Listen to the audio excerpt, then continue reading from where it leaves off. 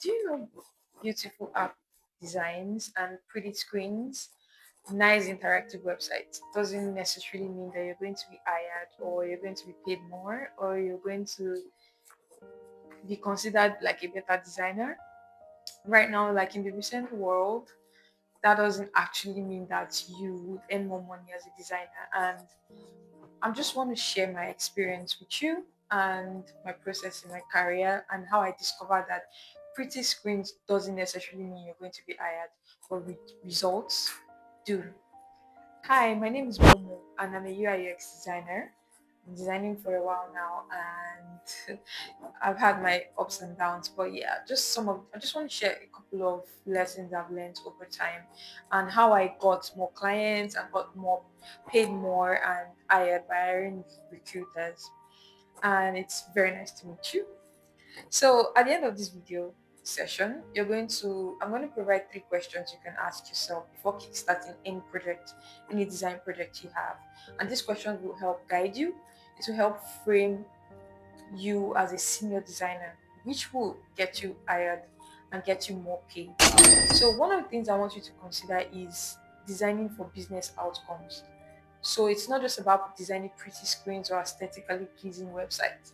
Design for business outcome. Move the company or the business forward. Let your designs have impact in the business, not just for design wise.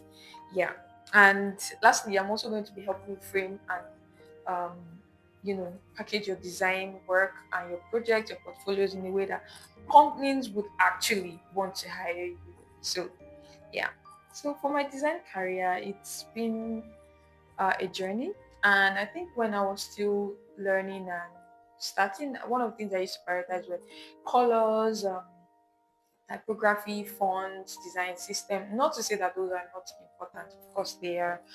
But over time, I got to, discover that as much as pretty screens are good, they don't necessarily get you hired, and you need to actually also focus on being an impactful designer. So it's that you're not just designing aesthetic, you're designing for sign up rates, you're designing for conversion rates, you're designing to reduce drop off rates, things like that. So let your design have impact basically. And then when I used to design colorful designs that then I post, I get a lot of comments, I get a couple of reposts. But out of all of this process, I wasn't really getting hired more or paid more necessarily, or even paid at all, to be honest. But then I had to change my mind and change my framework to position myself as a senior designer. And senior designers position themselves in terms of business impact, not just pretty screens. Let me give you a practical example. For instance, you have a design task to redesign a checkout flow, and then a junior designer designs that checkout flow, and his wins are, oh, I redesigned the checkout flow. It's aesthetically pleasing, looks really good, and it actually does really look good, and it's aesthetics. Maybe we have a couple of interactions which are good. But then senior designers don't position themselves that way. They position themselves like, for instance, I redesigned the checkout flow, which significantly led to a lot of drop off rate, which led to reduction in drop off rates. You could even put percentages and metrics to it. So that ties it to business value. So it's not just that you're designing the checkout flow. Okay, you design the checkout flow. What does that do for the company? You know. So things like this is just a practical example as to how you can design for business impact, not just for pretty screens. And as to the questions, one of the questions I would like you to ask yourself before starting a project is that who is using this project or design, and what are they trying to do? What are their goals? So you have to prioritize like the user, make sure that you understand what the user is trying to achieve, their friction points, their pain points. Excuse me. So yeah, and prioritizing this helps you understand the user better and do like a better design, a better user flow, not just pretty screens, but now you're designing in from information, not just aesthetics, right? And then another question you would like to ask is what numbers should be moving up, what numbers should be moving down, what numbers am I measuring? So, for instance, number of signups after you redesign, maybe rate clicks, rate taps, maybe number of conversion that happened after the redesign, or drop off rates, user retention. These are key things that helps you at long run build and increase better results and better business outcomes. So it's that, for instance, your design is able to lead to more signups or more user retention. That helps the business automatically. Most clients, hiring creators or companies need to know, is your design helping me make more money?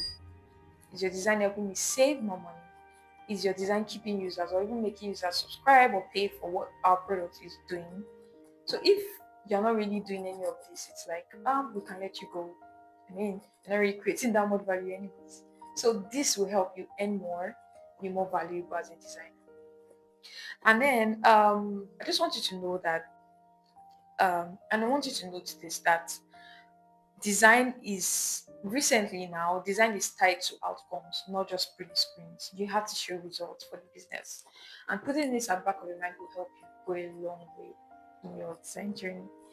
And yeah, so I'm Momo, and I have a design community called Design Tech Gigs.